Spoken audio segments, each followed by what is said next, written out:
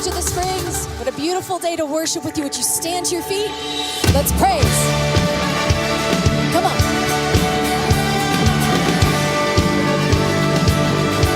Sometimes you gotta dance through the darkness, sing through the fire, praise when it don't make sense. Sometimes you gotta stare down the giant, worship from the lion's den. Sometimes you gotta shout from the mountain, louder in the valley, trusting that he's gone.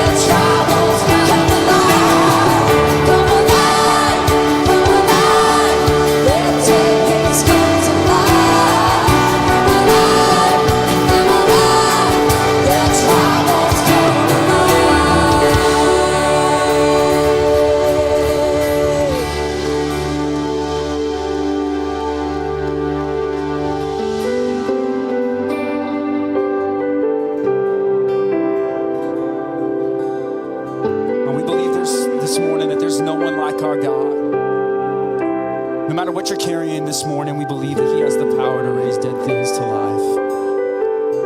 And he's so worthy of our praise today. Would you sing this with me?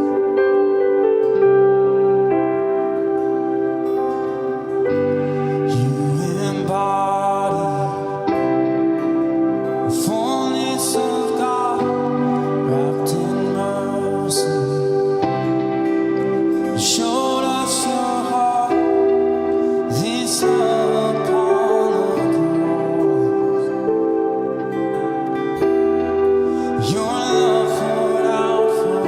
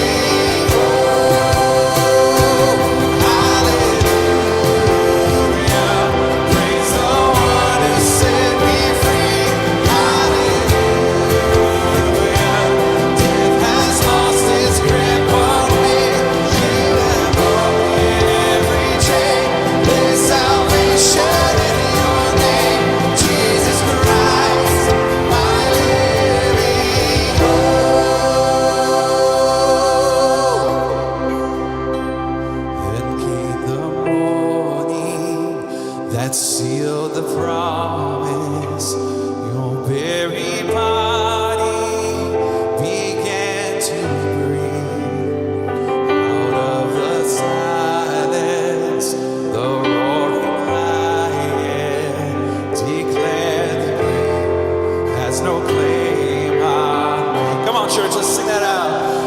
King of glory, and still the promise, your very body began to break out of the silence. The roaring lion declared the grave has no claim on me. Oh, Jesus, yours is a victory.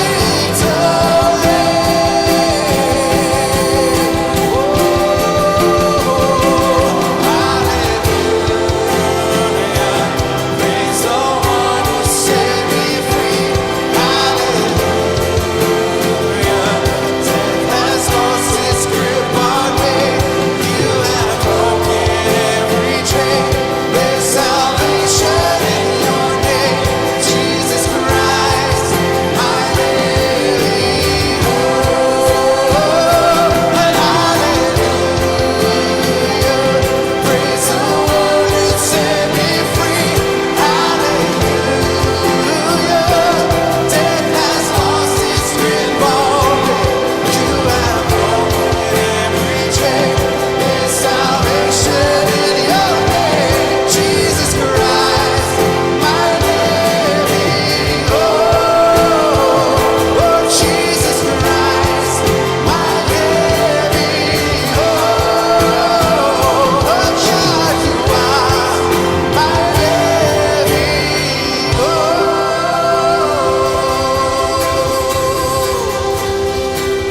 Amen. Thank you so much for worshiping with us, you guys. You can go ahead and have a seat. Well, good morning, Springs. Good to see you guys. You sound good this morning. If you're joining us online, special welcome to you. My name's Matt, and I get the privilege to serve on our staff team here at the Springs. I want to draw your attention to just a couple things on your chairs. As you walked in, you should have found this card. We call it the Connect card, and the point of this card is very, very simple. We want to know you. We want to meet you. We believe passionately here that every single one of you matters to God. And because of that, we want to make sure that every single person who comes through our doors gets connected with Him and with the church. See, when you fill this out, it lets us know how we can best serve you and help you take what we call your best next steps here at the Springs. And speaking of best next steps, I want to introduce you to someone. I want to introduce you to Enrique and Christine Gago. They, not too long ago, were just like some of you. They were just coming on Sundays every now and then. They were kind of flying under the radar, but they decided to be bold and take some next steps here at the Springs. Take a look. I'm Christine. And I'm Enrique Gago. I actually came to the Springs a couple years ago. One day she said if I can come, and I said of course. There was a service that Pastor Ron was giving about how we should do more with the church and do more than just attend on a Sunday, and that spoke to me. They asked us if we wanted to do the welcome team, which is the first impressions outside. And, you know, we said yes. We didn't hesitate. And it's been such a great time doing that, just meeting first-time comers and walking them and showing them around. We definitely started to serve more. We definitely started to give more. And I feel that because of those things, not trying to expect anything back, it was more of trusting in God to do what He needs to do with those resources. Putting God first in everything we did, it just helped us. And it's not easy. You have to work on it every day. Having, somebody like me and Enrique walking you up and introducing you and showing you around, and what gets me excited is seeing them come back. That makes me want to continue to participate, makes me want to continue to give, makes me want to continue to show up every Sunday and stand in the front lines. Sometimes we don't see how blessed we are, and seeing the growth here, that God is doing wonders, and God is working. It's been an amazing experience, and I think that God has a lot of good things in store for all of us. Just got to give it a shot. You're going to want to come back every single week, and when you do, you'll see myself, you'll see Enrique, and we'll be there to welcome you and we'll help you find your seat. Give it up for the Gagos. Christine and Enrique are thriving. They are important members of our First Impressions team, our greeting team. They greet and serve so many new and familiar faces each and every week. If you guys have been here for any really length of time, you've probably already run into them. And we're so thankful for them. And we want to invite you guys to take next steps, just like Christine and Enrique did. It could be maybe you need to get baptized, or maybe you want to get serving. This card is your ticket. Fill this out, and then before you leave, you can leave this on your chairs. We'll gather them up and be in touch with you this week. Or here's an even better idea. Out in the lobby, there's a space that we call the deck. And every week between services, as you guys leave, we have pastors and staff out there just meeting you, talking to you. You can bring us your Connect card in person. We would love to put a face to the name. Definitely take advantage of that. We would love to meet you. And if you are new, by the way, and you want to get more involved, you want to know more about the Springs, there really is no better opportunity than what's happening next week from 4 to 6 here in this room. We call it Connect. It's where you'll get to hear from several of our pastors and staff. You'll hear about our core values, the principles that guide everything we do. You'll hear about our history, where we are today as a church, and where we feel God is leading us in the future. And we only offer it about once a month. So if this is you, if you're looking for something like this, don't let another month pass by. Write Connect on the Connect card with a Connect pin in your Connect chair, and you get it. Fill this out. We can't wait to meet you next week from 4 to 6. All right. We love worshiping with all of you, and we're going to continue doing that with our time of giving. And remember what Enrique and Christine said. Not only did they find some purpose in getting to serve in our First Impressions ministry, but they also took that bold step to begin giving faithfully and consistently back to God all the resources that He had blessed them with. And when you give, it is just as much an act of worship as what we did earlier today, singing songs together, when we receive messages together. It is just as much an act of worship. It is a powerful act of faith, and it does a couple of things. The first thing it does is it says that we trust God in all aspects of our life, especially our finances. God has been so good to us by giving us His Son, Jesus, and our generous spirit is a natural but deliberate response to that goodness. It reminds us and affirms that He is in control, that He is faithful, and that He's going to provide for our families. The second thing that it does is it fuels real life change. That's not hyperbole, okay? Your giving and God's grace fuel the life change that we see every single day here at the Springs. It changes the lives in our communities forever.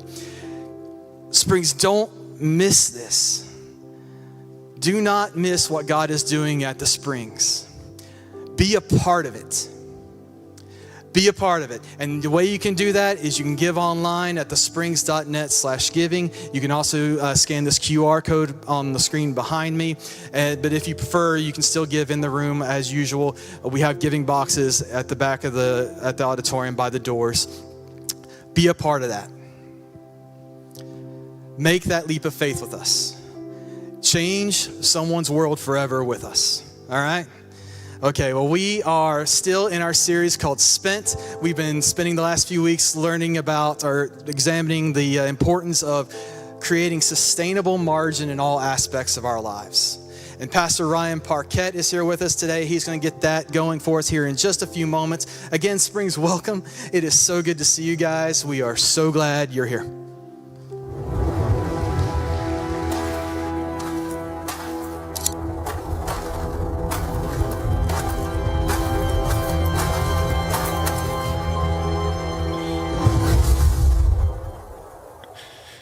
Good morning.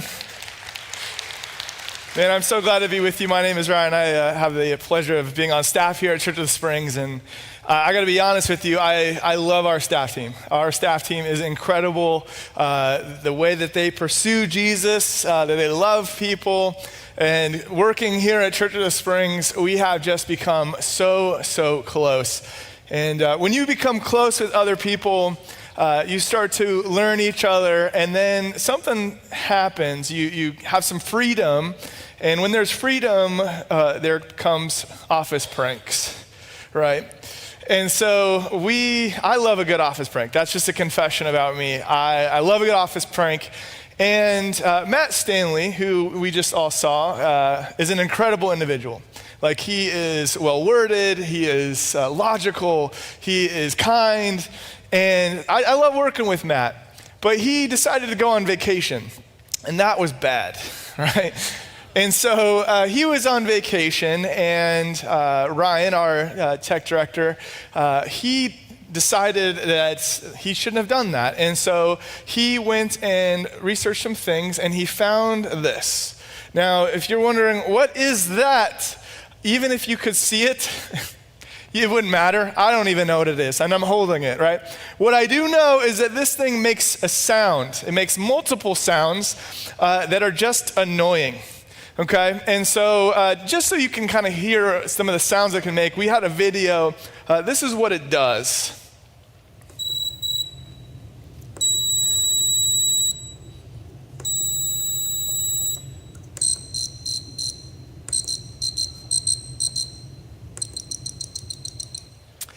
Yeah, so that's the worst, right? But if you'll notice, it starts with like a metallic, like alarm type of sound, but then it goes into like a cricket kind of sound, and that's where the real genius came in, because Ryan decided, what if we hid 5 of these in Matt Stanley's office and had them just set to continue to chirp and just not turn them off, right? So that's what happened. So we hid 5 of these in Matt Stanley's office. We hid them in the blinds. We hid them behind his desk. That one was the easiest one to find, by the way. But the favorite one that I liked was that we took it and we put it in the electrical outlet, as you can see here. That's cruelty, all right? That was Ryan's idea, not me, the other Ryan, and don't cross him, okay? So we hid these in his office, and over the course he gets back, and over the course of a week, he just keeps hearing these crickets chirping, and he's slowly starting to unravel and lose his mind. And of course, as a staff, we just hear him out. We're like, man, I'm so sorry that's happening to you. Man, that would be terrible. None of our offices have any problems. It's weird that it's just yours. And it's continued to get pretty bad. But Matt, he's a smart dude, and so he actually was on to us. He started to feel out behind the desk there might be one. But luckily, Thomas Pesto came in clutch, and he laid a dead cricket on the ground. So we threw him off the trail. And in Matt's mind, this is real. I have a real infestation in my room. And so it continued to go on, and he unraveled, and he was just looking rough, and it got to the point by Thursday, he was just done. He's like, I cannot go into that building. I cannot get a thing done. It's just chirping and chirping, and I will be at Starbucks from now on. We were calling exterminators, all that stuff. Now, as a staff team, we love that. We think that's great. But then when we started to talk about it openly, Christine Neiman, who has a heart of gold, was like, hey guys, he's not gonna come back in. You should probably tell him. We would have just doubled down, but she's great. And so we listened to her, and we finally told him before he burned the bridge and didn't come back, hey, it's a prank. We put these all over your office. And it was great, and we all laughed, and it was a great memory. And the whole point of that is like, we almost pushed it too far, and then the bridge got burned, right? And in relationships, that can happen. We can burn our bridges. We can go too far. We can get hurt. And how many of us have experienced that we've crossed a line, or a line was crossed, and now this bridge is burned? A family member said something to you, and the bridge is burned. Someone treated you poorly, or you treated someone else poorly, and the relationship fizzled out. Or maybe you just realized one day that you have just drifted away from everybody in your life. It's not as simple as just a warning like this. It just happens. And to be honest, one of the most important things about you is who is around you. Jesus, he sets this precedent for us when he says, what's the most important thing in all of Scripture? And this is what he says. He says, to love the Lord your God with your heart and all your soul, with all your mind. That means you are to love God with everything. Everything that you are, you love him more than anything. And then he goes on and continues. This is the first and greatest commandment, and the second is like it. Love your neighbor as yourself. There's a connection that he is drawing between the love of God and the love of others. And he says, all the law and the prophets hang on these two commandments. This is the most important part about you.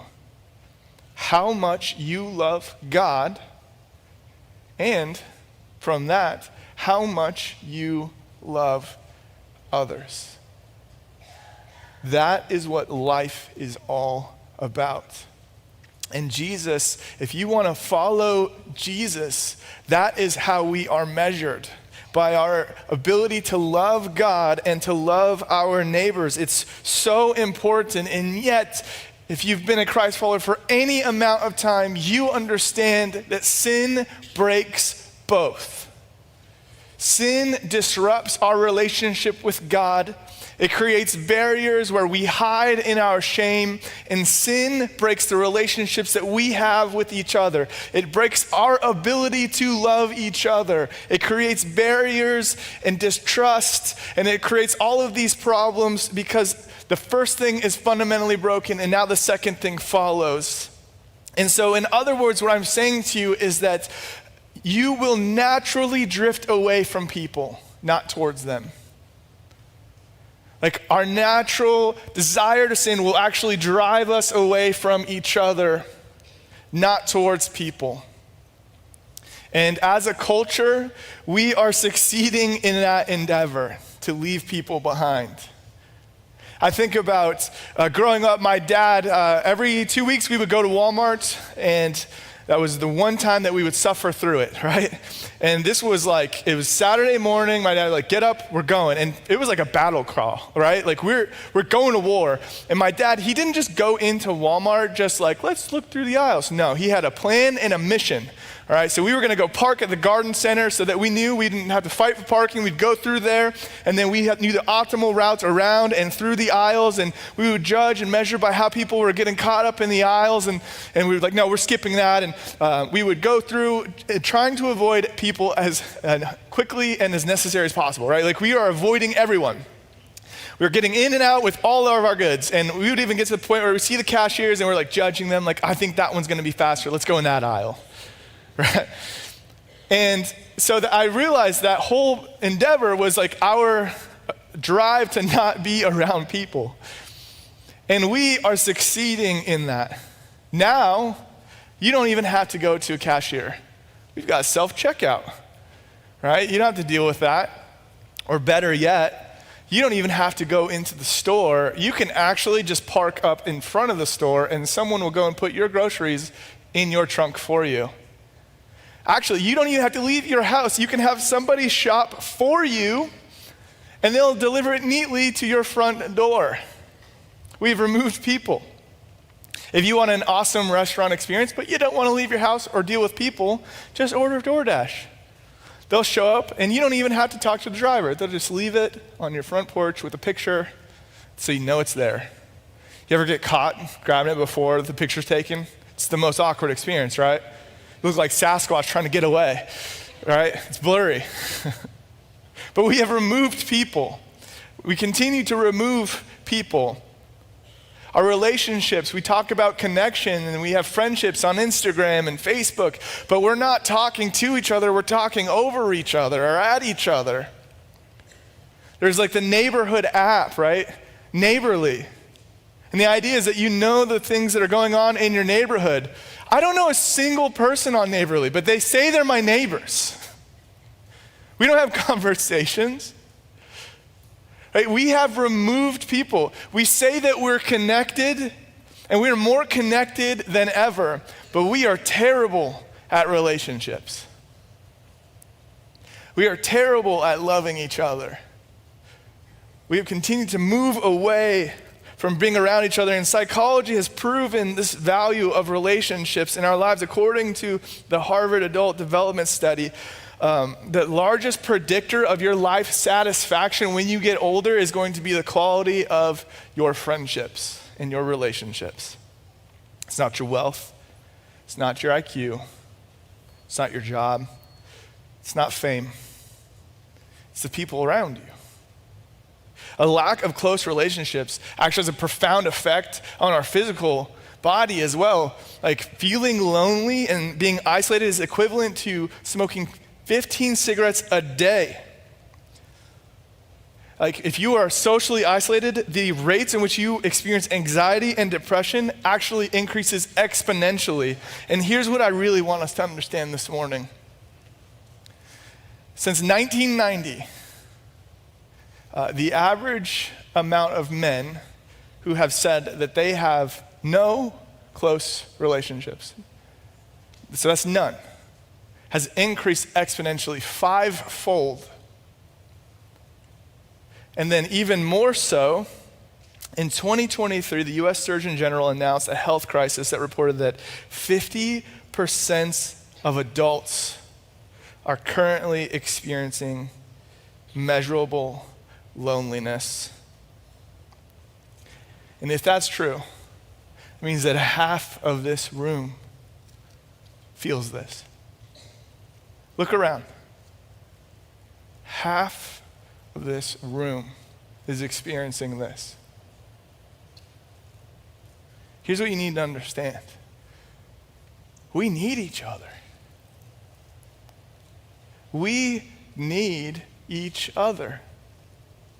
You need relationships, and Jesus models this in his life, and he models it by being the best friend that we could ever have. And when he's talking to his disciples and he's giving him his last words, he actually tells them, he says, "This is my commandment, that you love one another as I loved you. Greater love has no one than this, that someone lays down their life for their friends." So he's saying, I'm going to lay my life down for you, and I am an example of great friendship. And there's no greater love and friendship than this, and you are my friends when you do what I command.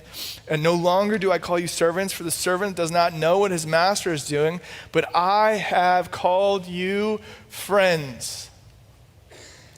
Jesus calls us friends. He invites us to follow him, to walk with him, to be a part of God's love and plan for this place. And he loves us so much. And so he is an example of good friendship and relationship. So if we want to know how to be good friends, we have to look to his example. And when we look at the life of Jesus, there are 3 things I believe that we can learn from him. The first is this. Independence is overrated. Independence is overrated. Ask any college student, or if you remember when you left your parents' house that first night when your head hits the pillow and the anxiety kicks in because you realize, what am I going to eat tomorrow? Independence is overrated, and yet we seek it. And truthfully, I think a part of it is we just get so busy. Like when you're in your 20s, it's actually easier. That's the easiest time that you will have psychologically in getting new friends and building new relationships. Like that is where it all peaks, in your 20s. It is the easiest time to get to know people, to grow in friendships. And then you hit 30 and it's like you hit a wall. Your career gets busy, people start having kids, life gets busy, you're navigating this world, and all of a sudden, you're defining your day by what you need to get done, and you kind of just go into survival mode. Okay, I need to get these things done. And while that happens, your relationships kind of drift to the sides. And so we naturally just think, well, yeah, I'm just in this independent stage, growing older. I love, one of my favorite shows is the show Alone. I love this show. How many of you have seen it? Okay, so if you've seen this show, I'll just describe it for you as you guys who have seen it. So what they do is they take a bunch of contestants and they drop them off in the middle of nowhere in like Canada or in the mountains in the Rockies, and then they isolate them all. And the contest of the show is you have to survive the longest. So whoever survives the longest wins. You have no friend groups. You actually just get a camera and you just go out and you just survive. And I love the idea of that, but then when you watch it, it's miserable. Like you are watching people slowly just unravel.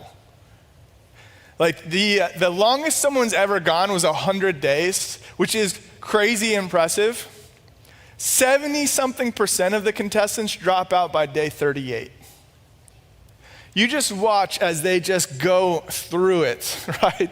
They start surfacing traumas, they start missing their families, and you start to realize that surviving is not enough. We need people around us, and yet that is where we go, right? We just get into survival mode and we start to unravel, but we unravel quietly behind closed doors. Jesus, when he's looking at his when he's starting his ministry and he calls people to him, he's walking by the Sea of Galilee and he saw two brothers, Simon, who was called Peter, and Andrew, his brother, casting nets into the sea, for they were fishermen. All right, we love this story. Jesus sees these guys. He's like, hey, come follow me. And he said to them, follow me and I will make you fishers of men. And immediately they dropped their nets and they followed him. And going on from there, he saw two brothers, James, the son of Zebedee, and John, his brother, in the boat with Zebedee, their father. They're mending nets, and he called them. And immediately they left their boat and their father, and they followed him. And I love this story, right? Because we kind of project ourselves into it. Like, what if Jesus said, hey, come follow me? Like, it's an exciting moment in all of Scripture. Like, we love the call to follow Jesus, and thinking about the disciples and how they left everything behind and they just stepped into that. There's another side of this, though, from Jesus' perspective.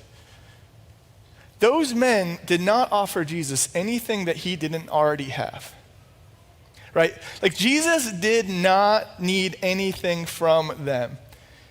It's not he was lacking in friends. No, he had perfect relationship with his Father. He had perfect relationship with the Holy Spirit. So he was not lacking anything. And so when he asked those men to come follow him, he's asking a bunch of guys that will misunderstand him his entire ministry. Like the one of them, Peter, the one we just read about, there's one time that he'll actually kind of understand what Jesus is doing and saying, and he gets close, and then as he gets close, he immediately whiffs the ball. And in fact, as one of his closest friends, when Jesus needed him most, Peter would deny ever knowing him. And Jesus knew this. He knew these guys were risky. He knew that Peter would leave him. And yet, he calls him. Why? Like, this shows to us that Jesus, in his act of love, right, he invites them in. And there's nothing that we bring him. He just brings us in because he loves us. He's not looking at what he can gain from them. He's simply calling them to follow him because he loves them. And sometimes when we're in isolation, we just start to look at people and think, oh, man, they're only going to hurt me. They're only going to ask for me. Like, they don't bring me anything. And that's not a basis for friendship. When we look to the example of Jesus, it's actually, what can you give them? Jesus gives himself simply because. You know, we think that we can just go through life with no one around us, but Jesus calls close friends, and he's the only person that could actually go through life with no one. And yet he has other people follow him. So if Jesus doesn't do life alone, why do you think that you can? He's Lord. He's not going through it alone. He didn't go through it alone. So why do you think that you can? Now, maybe you're thinking, I don't struggle with that, but I actually give myself a lot, and a lot of times it bites me. Well, here's the next thing I need you to understand. From the life of Jesus, that boundaries are required. Boundaries are required. We all have limits. Like, to be human is have a limitation. And Jesus, he begins his ministry, and it's this incredible moment of just like healing, and he's casting out demons, and he's preaching, and lives are being restored, and it is just like this awesome, special moment. And he's in Peter's house, and this thing is going late into the night, and people, the whole town is showing up, and revival is breaking out. And you would think, man, like, this is where we're staying because this is where God is, and revival is breaking free.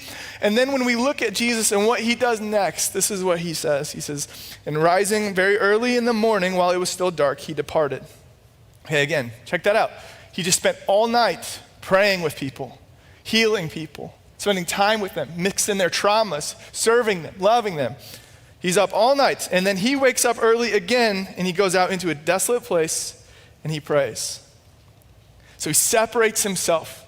He draws distance.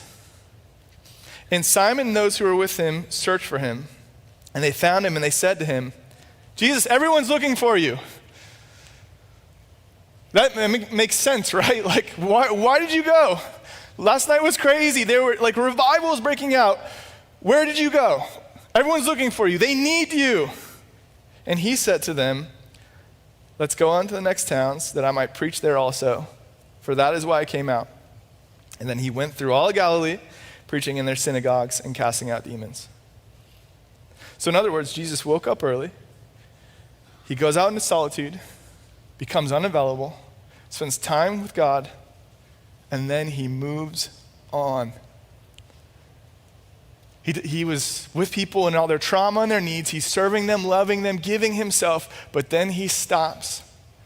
He goes and recharges and becomes unavailable. You know, some of us, we just give ourselves constantly, and we start to feel guilty when we don't. So for me, I have a real anxiety when it comes to text messages. If I don't respond in 30 minutes, I feel guilty. I'll be like, I'm so sorry for the delay.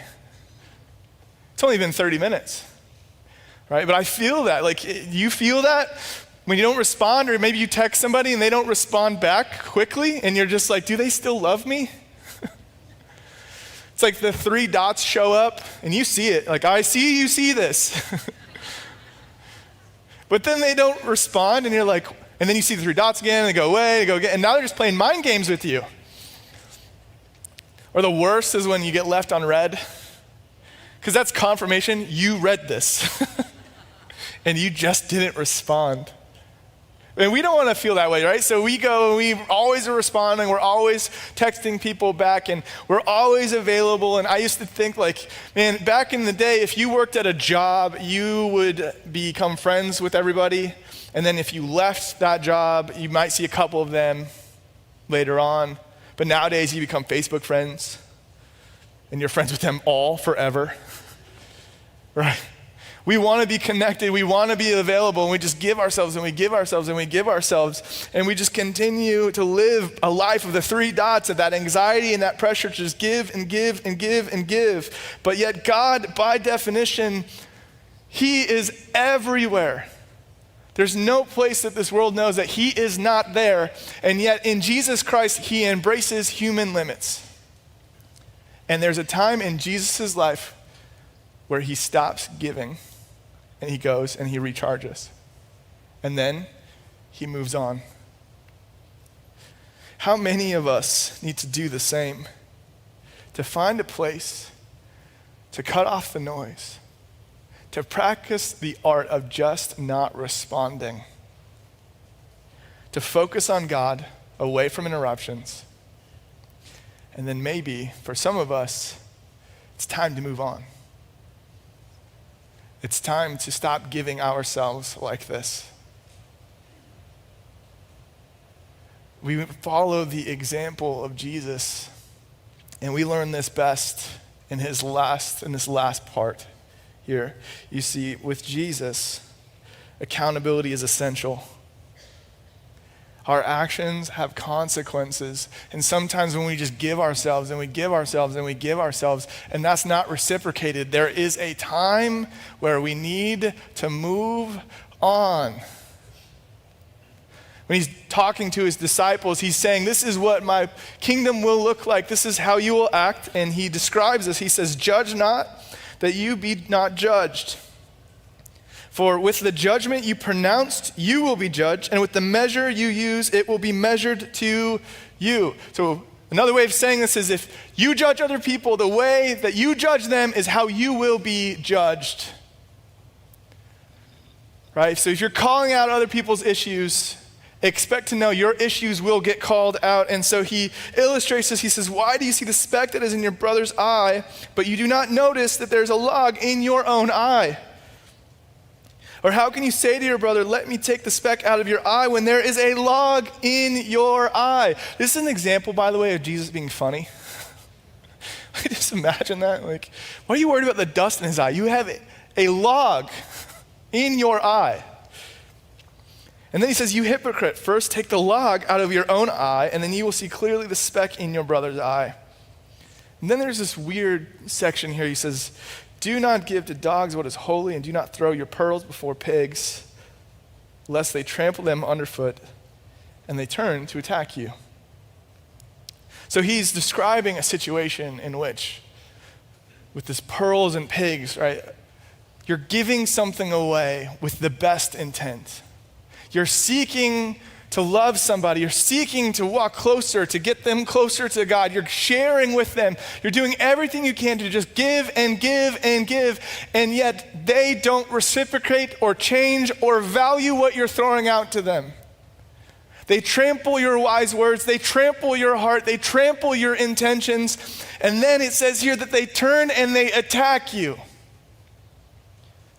We all know what that feels like. And Jesus, if we look at his example, is like, maybe the best thing for you to do then is just to leave it all behind, to remove yourself and let them be accountable to the way that they're living.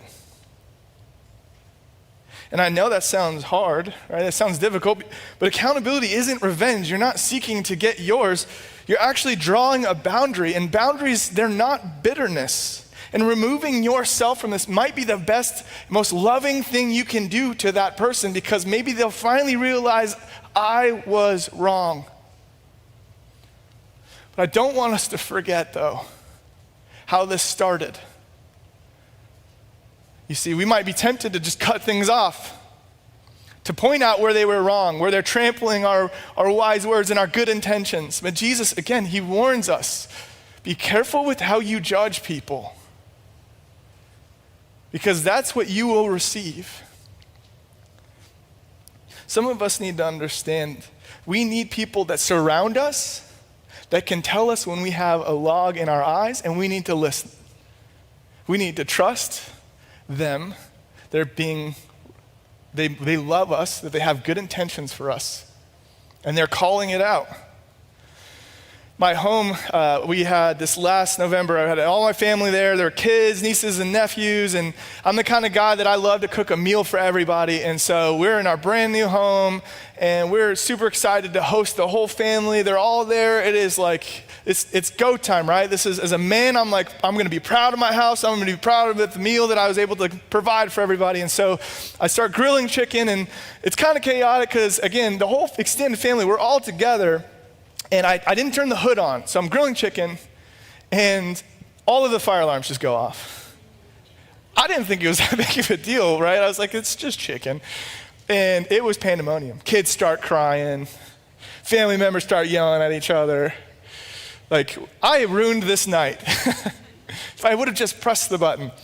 And so the fire alarm goes off, and at first it was okay, but then all of a sudden it just keeps going. It gets to the point where, like, okay, we've opened all the windows. Why is this thing still going? And it gets to the point where my father-in-law, he's a man of action, so he's like looking for a chair and a broom. He's gonna knock this thing off the ceiling. Like, our meal is ruined. Now, telling you that story, if I said, okay, after that dinner, because it ruined my plans, it ruined my good intentions, I went and took every fire alarm out of my house, you would feel like, you need those. Like, You need those in your house. What are you doing? But that's what happens with our relationships and accountability. It's a fire alarm. It's warning us. It's warning us that we are in danger. Accountability is an alarm, not an attack. And to remove it, you are silently putting yourself in grave danger. We need people around us to sound the alarms of our lives, to let us know when we are going off track. We need people that we can trust, that we know they have good intentions, and then we need to listen to them. If you can't listen to people around you who are trying to speak truth in your life, you are in danger. It's an alarm. It's out of love. It's out of protection. When we look to the example of Jesus and everything that he did, his very life should ring the alarm for all of us. When we look at the way he gives himself selflessly, when we look to his example in accountability, when we look to his example of boundaries, you can't help but feel like, man, I'm falling short of this. When we look to the example of judgment, I feel like I've been judging people. I have fallen short. Jesus' life is an alarm to all of us that we need to wake up and know that there's a better way. And that's what he did. He created a better way so that we could once again not live in isolation and danger, but walk with God as he walks with God, and to walk with each other as he walked with us. And if that's what you want here today, you can do that. You can walk with Jesus. Let's pray together. Lord Jesus, I recognize where I have sinned and I have not trusted you. God, I didn't love you. I loved myself more, and I didn't love my neighbor. I loved me more. And God, I recognize how sin has disrupted everything. And God, I just want to walk with you. I want to know what it's like to walk in your love. So God, I give you everything. I make you the Lord and Savior of my life here today, and I want to follow you from now on. It's in Jesus Christ's name I pray. Amen. Listen, if you decided to walk with Jesus today, that invitation, hey, come follow me, that is for you. And that means that you have started a life of following Jesus. You're going to be learning things, and it's a whole new beginning. And so I just want to say I'm so excited for you in that. And I know this, it is worth every step of the way. And if you made that decision, we want to celebrate with you because it is a big deal. It is a life-changing moment. And so we want to mark the moment. On your Connect card, there's a box that says, today I've committed my life to Christ. If you check that box, we'd love to reach out with you and just to walk with you in celebration of that moment. We'll have some of our team here also after the service. If you need prayer, they would love to pray with you. And then again, our whole staff, we're going to be on the deck after the service, and we would love to meet you and to talk to you. I'll be out there as well. So next week, we're starting a brand new series, and the series is on the last words of Jesus. And everyone, there's like this belief that you say the most important things as your last words. And so we're going to look at the most important things that Jesus says before he leaves. And I'm so excited. It is going to be an awesome way to reflect and look forward towards Easter. Invite a friend. It's going to be an amazing week in series. We will see you then. God bless. See you next week.